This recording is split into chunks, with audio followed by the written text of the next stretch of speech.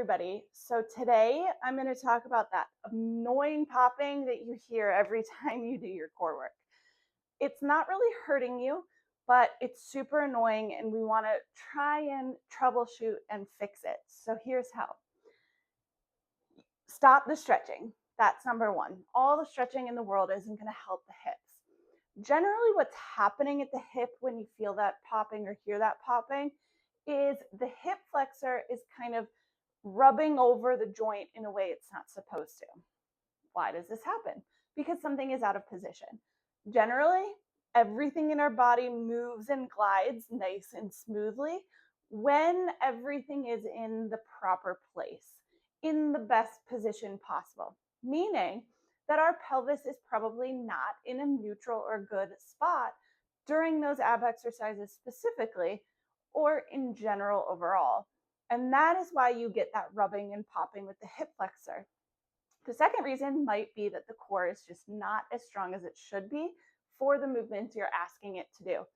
Maybe it is strong, but you're just not quite engaging it properly.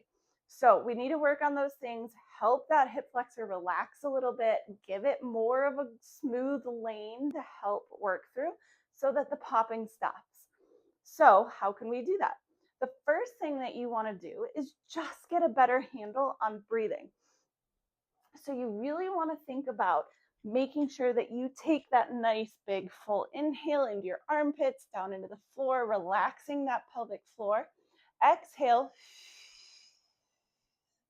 nice and audibly lifting that pelvic floor, tightening those deep core muscles, and then maintaining that stability with your hips and your ribs stacked.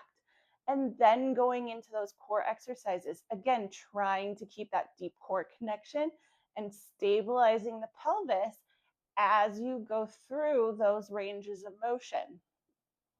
Now, if that exhale and tightening of the core alone doesn't work, grab yourself a small towel roll and place it just at the tailbone. Okay, this will help get that pelvis into more of a neutral position and allow you to engage the core that much better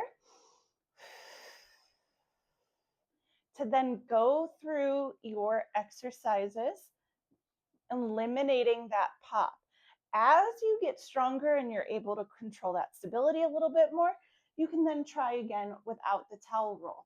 Another thing to think about is if you are currently doing long lever exercises, meaning that leg is getting extended fully out from your body, try shortening the lever.